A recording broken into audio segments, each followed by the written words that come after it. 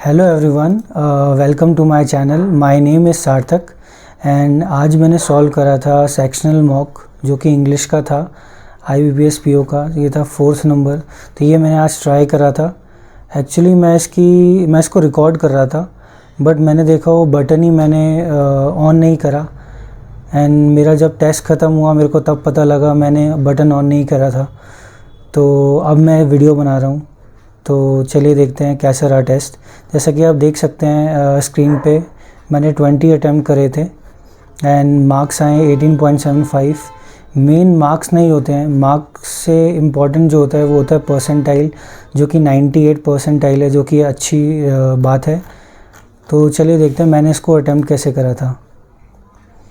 तो सबसे पहले जब ये खुला तो मेरे को दिखा ये एक पैराग्राफ, तो मैंने इसको स्किप करा। उसके बाद मैं गया सीधा जो स्ट्रॉन्ग पॉइंट था, जैसे कि क्लोज टेस्ट वगैरह जो होते हैं। फिर मैंने ये देखा ये पैराग्राफ है, मैंने इसको स्किप करा।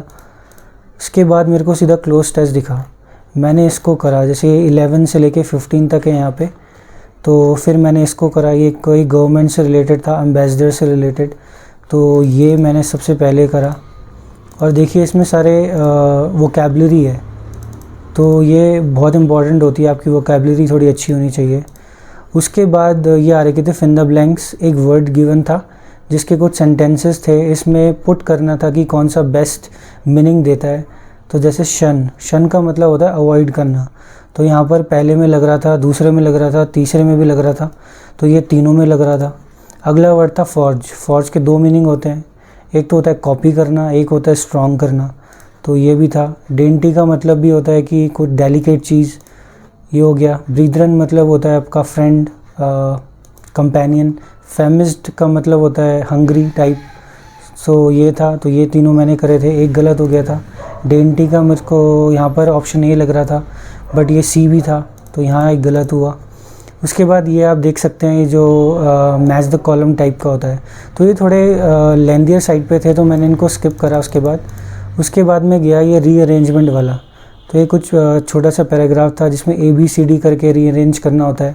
उसके बाद मैंने इसको करा, तो ये मैंने 5 कर दिए थे, ठीक है। तो ये 5 थे। उसके बाद मैं सीधा गया, मैंने स्विच करा सीधा जो मैंने पहले छोड़ा था पैराग्राफ, तो मैं उस पर गया। जैसे कि आप देख सकते हैं ये बड़ा पैराग्राफ था, तो उसको पूरा नहीं पढ़ना होता। जो मेन चीज़ें हैं, जैसे इसको पार्ट में डिवाइड करा हुआ था।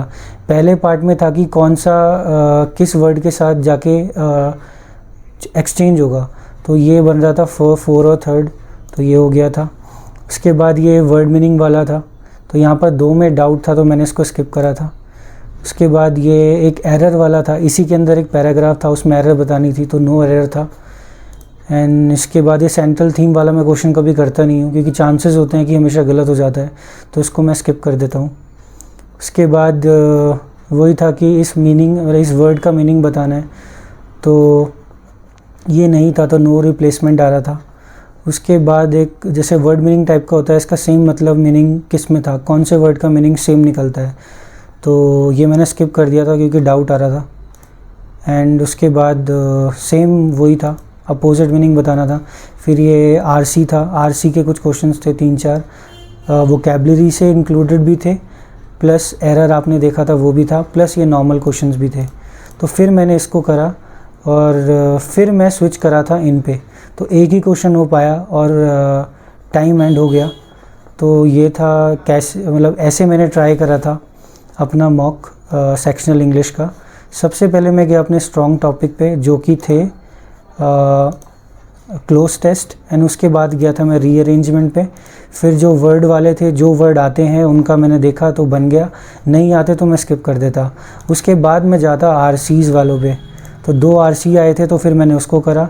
लास्ट पे गया था मैं इस पे, क्योंकि ये थोड़े लेंदी थे, तो मैंने इसको नहीं करा। तो ये था मेरा आज का सेक्शनल मॉक, जो कि इंग्लिश का था, ठीक है।